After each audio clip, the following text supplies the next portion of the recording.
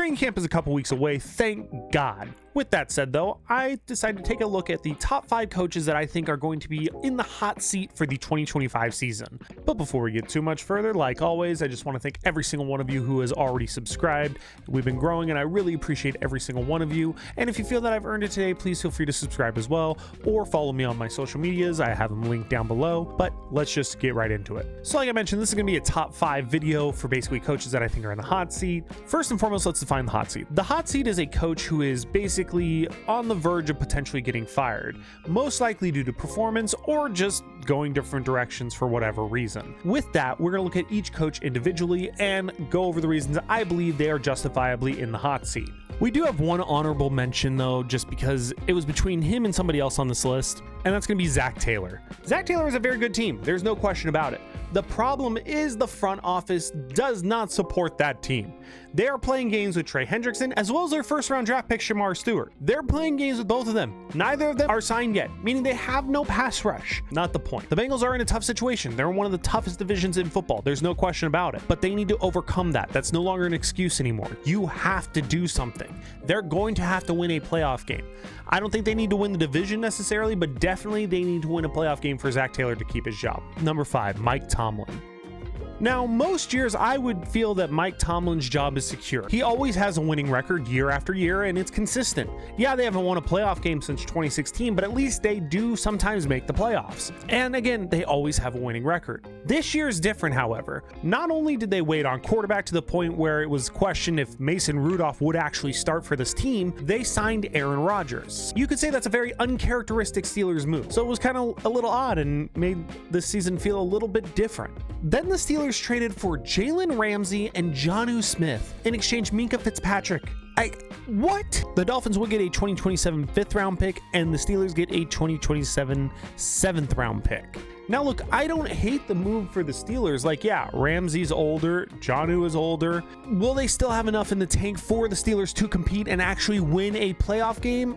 That's the major question, but that's why I feel like Tomlin is on the hot seat. For the Steelers, this feels like an all-in situation. And again, the only thing missing really is TJ Watt, and they're having contract disputes. So they need to sign him as soon as possible because I feel like this is the Steelers' window right now, and Aaron Rodgers has already hinted that this might be his last season. He says it feels like this is the end, so if we're taking him at his word, they have a 1-year window essentially. Unless Will Howard develops, which I hope so, but it's one of those situations where because of the moves they've made, there's going to be extra pressure on Tomlin, I feel. I think he has to win a playoff game this season, and even that might not do it, but I think at least makes a case if they win a playoff game that he should keep his job. But if they don't make the playoffs, I think Tomlin's done. Number 4, Kevin Stefanski. For most of Stefanski's tenure, you could give him a pass for how the Browns performed. They had a lot of quarterback issues year after year, especially with Deshaun Watson. First the allegations, then you had injury, so he kind of had a little more rope than a lot of coaches have. Not only did they re-sign Myles Garrett to a huge contract, but they also don't have a quarterback excuse. They now have 5 of them, because it's being reported Deshaun Watson could return by October. You have Joe Flacco, who's an experienced veteran and Super Bowl champion, and he got you to the playoffs already. You have somebody who knows your offense and knows what he's doing. Then you have Kenny Pickett, who's a little bit of a younger veteran. He's been in the league a couple years, but he hasn't lived up to the hype or expectations. Then you have the 2 quarterbacks in Dylan Gabriel and Shedeur Sanders, and that's a battle that we're going to see play out here in a couple weeks and see who makes the team. The bad news for Browns fans is that Deshaun Watson is taking Shedeur Sanders under his wing. Those are not words I would want to hear if I was a Browns fan. Yeah, their wide receiver room leaves something to be desired. Your top target is Jerry Jeudy, and they're taking a chance on Deontay Johnson, who said he didn't want to go into the Ravens game because he was too cold and it was 41 degrees. Yeah, dude, you're playing in Cleveland. Cleveland! How cold do you think it's going to get there, dude? Like, come on. Like, my God. Well, Deontay's makes sense because apparently the Browns are the only ones who called him. The point is that the Browns have most of what they need to compete, which basically means that Stefanski has to win a playoff game this year. He has to. Just making it, I don't think gets the job done. He has to win. They went 3-14 last year. Like, that's terrible. You had Deshaun Watson a fully guaranteed contract, yet you haven't been able to perform. You've had weapons come in and out and you haven't been able to do anything. I really think this is his last chance. He's had time to build a team. He's had time to get his guys in there, and they haven't made it over that hump. So I think if he doesn't make it over that hump this year, it could be the end for Kevin Stefanski in Cleveland. Number 3, Shane Steichen. Now, Shane has kind of dug himself into his own hole. He drafted Anthony Richardson 2 years ago, realizing he would be a project quarterback, but they threw him in the starting role anyway, and he got hurt his rookie season.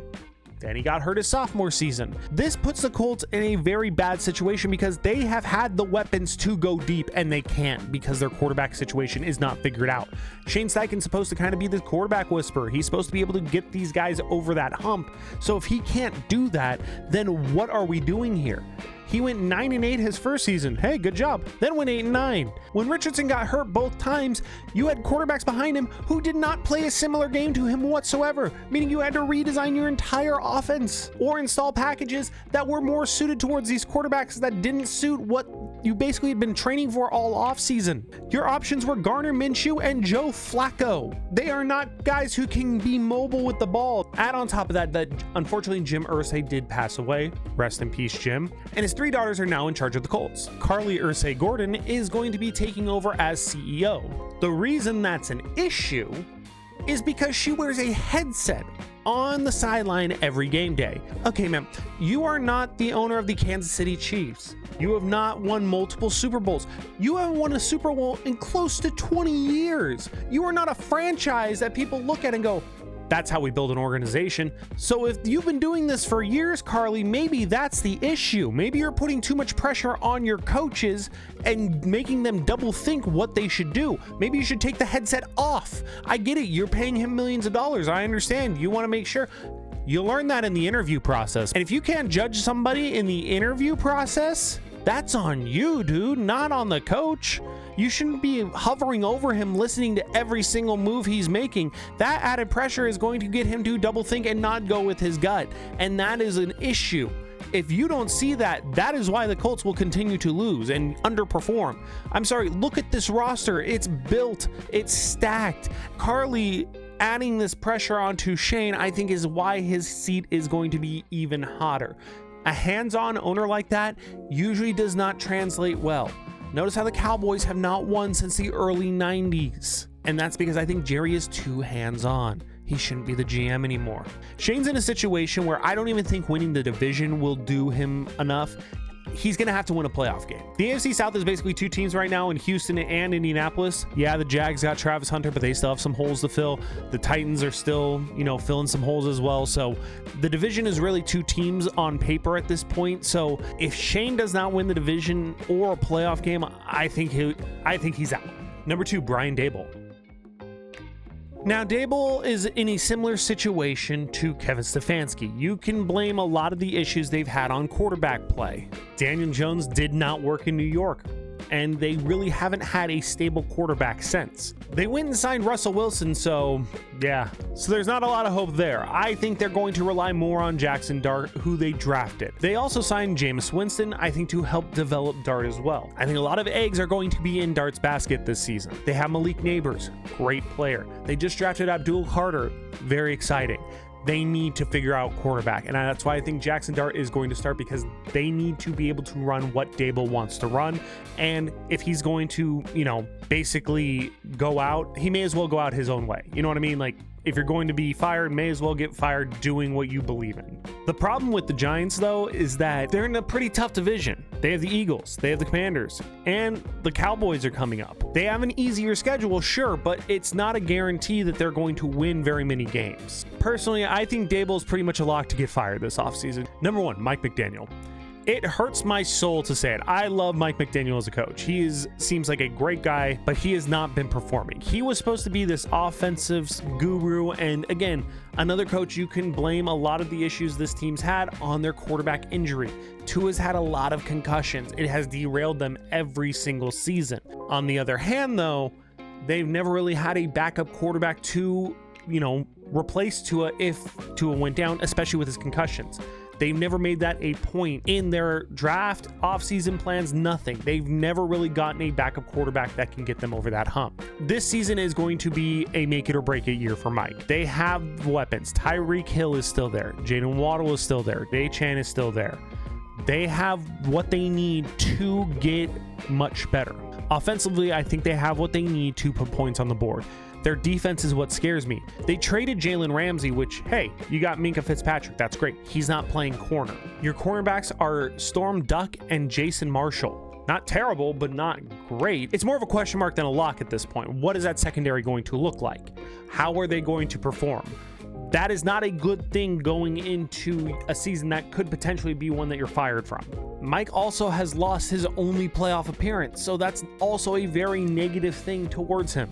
Not to mention last year, they had a losing season, which means they're regressing, which is not what you want to see in the NFL. You want to see some progress there. The benefit for the Dolphins, though, is they are in a bit of an easier division. Not easiest, but easier than I would say the NFC East is, being the AFC East. You have Buffalo, obviously, that's the powerhouse. Patriots are, still developing. They're not full throttle yet. Jets, same situation. They're not full throttle yet. If they don't win a playoff game, I think McDaniel, unfortunately, is gone. End of an era. But that's just what I think, guys. Let me know what you think. Are there any coaches that I missed, or am I way off base with anyone here? Well, let me know what you think down in the comments down below. Make sure you leave a like, comment, and subscribe to this channel. Hit that little bell notification to get notified to all the videos. Make sure to follow me on social media down below, as well as share this video with any sports fans you know. And until the next one, have a good one.